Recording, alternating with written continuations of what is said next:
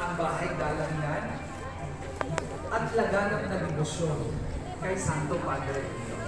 Ipagpatuloy pa natin ang isang magandang pagtutulungan patungo sa isa pong mithiin.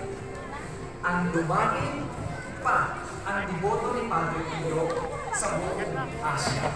Naniniwala po ako na kaya natin marating ang isang pangarap na maging sentro ng debosyon ni Santo Padre Pio ang lugar na ito, hindi lamang ng buong bansa, kundi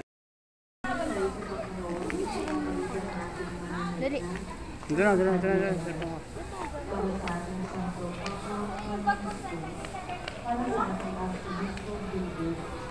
Para sa